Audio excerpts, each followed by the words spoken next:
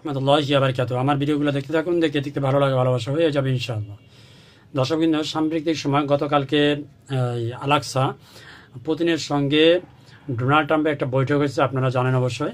সে পুতিনের সঙ্গে বৈঠক অন্তত ফলসমূহ হয়েছে, কিছু শুরু হয়েছে, কিন্তু ইউক্রেন ইস্যুতে এখন পর্যন্ত কোনো নৈতিবাচক সিদ্ধান্ত নেওয়া হয়নি। আসুন একটু বিস্তারিত দেখি।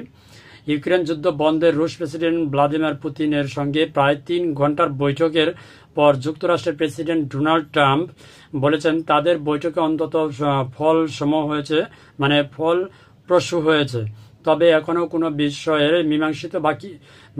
মীমাংসা হয়নি, কিছু অংশ বাকি আছে। ব্রিটিশ সংবাদ মাধ্যম বিবিসি জানায়, যুক্তরাষ্ট্রের আলাক্সা অঙ্গরাজ্যের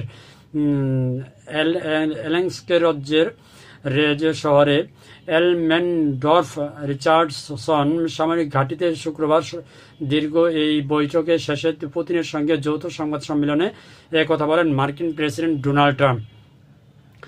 আরও বলেন, পরবর্তী সময়ে অগ্রগতি অর্জনের জন্য আমাদের খুব ভালো সুযোগ রয়েছে। মার্কিন প্রেসিডেন্ট আরও জানান, তিনি এখনও ইউক্রেনের প্রেসিডেন্ট ভ্লাদিমির পুতিনের জেলেনস্কির ও ন্যাটোর মিত্রদের সঙ্গে কথা বলে তারপরে চুক্তি হবে। চুক্তি শেষ পর্যন্ত তাদের উপর নির্ভর করবে তাদের সম্মত হতে হবে কি হবে না, তারা কি সম্মত হবে কি হবে না।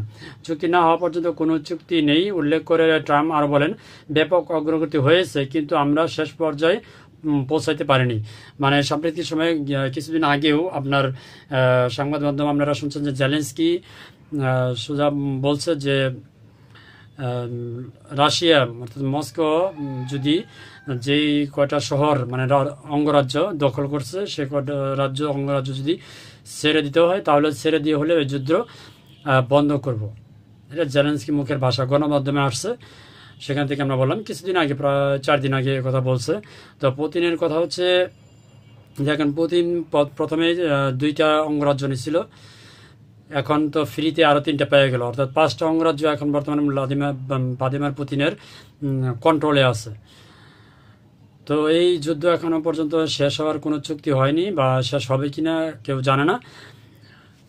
ডোনাল্ড প্রেসিডেন্ট এখন পর্যন্ত কোনো শুরু বের করতে পারেনি, তবে ডোনাল্ড প্রেসিডেন্ট আমার ভ্লাদিমির পুতিনের সঙ্গে একটা বৈঠক হয়েছে আলাক্সাতে।